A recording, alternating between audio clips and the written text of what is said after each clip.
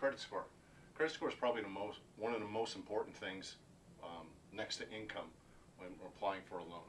So there's a lot of lenders or hard money lenders out there that may work with a credit score below 580. So let's start with 580, and the reason being is most lenders can work with a 580.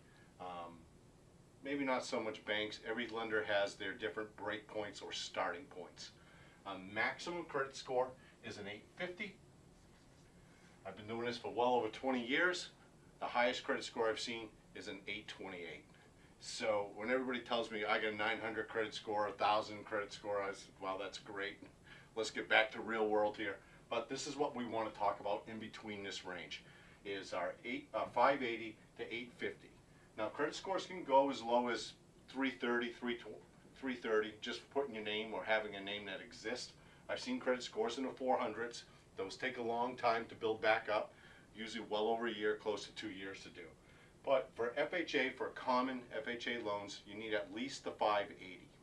Our next point is 620. Okay, 620 to 640. Those are important because at this point, at 620, we can start conventional loans. Okay, here we're going to be FHA. You can probably do some lenders will do some VA, some USDA, but let's talk about the common loans, FHA and conventional to start with.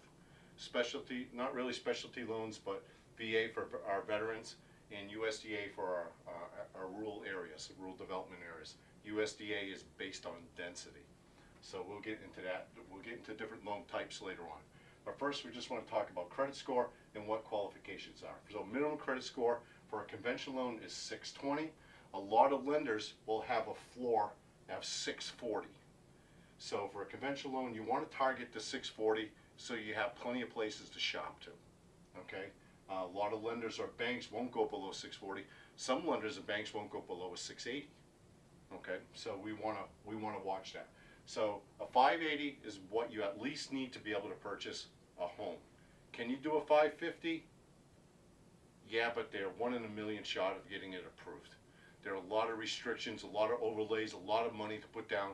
But 580 is the minimum credit score you can do with 3.5% down. Okay, so that's important to know. Conventional loan, there's conventional loans out there where as little as there's some loan programs out there for as little as 1% down, but we're going to get into all that crazy stuff later, all that crazy loan stuff. But traditionally, a conventional loan is 20% down to avoid mortgage insurance. Okay, that's different than homeowners insurance, so we're going to talk about that later on too. But we want to focus on credit score. And important to know about credit score is each lender has, with the credit score, you can have offered different rates based on your credit score. Okay, so it's important. So what I want to show you now is a generalization between different lenders. So you start with the 580, okay? The next break point may be not till 600, okay? So the break point may be at 620 to 640. Then it may jump to a 680 to a 720 and upward, maybe a 760. Okay, let me do that correctly here. 760. 780. Those are standard break points until people hit. Most break points are at 780, so it doesn't matter if you have an 805 or 781. The interest rate you're offered will be pretty nearly the same, if not identical. Okay, but the difference between a person with a 600 credit score and a 780 could be almost a full percent difference in a rate. So when we talk to people and we see people and they say, oh, my credit score is really good, I got a 620. Okay, well, that's good, that's getting you qualified, so I'll go with that, it's good. But you're not going to get the lowest possible interest rate that's being advertised out there. Those advertisements are to generate a phone call. Doesn't mean you're going to get them, and there's going to be a lot of, later on different loan programs, and I'll do a thing on traps.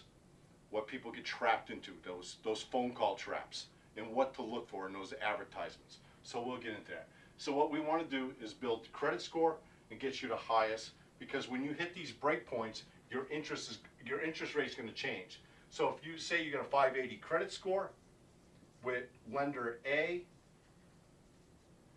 okay, with lender A, you may be offered a 6% interest rate as an example. Okay, these are all examples and they're not facts because time.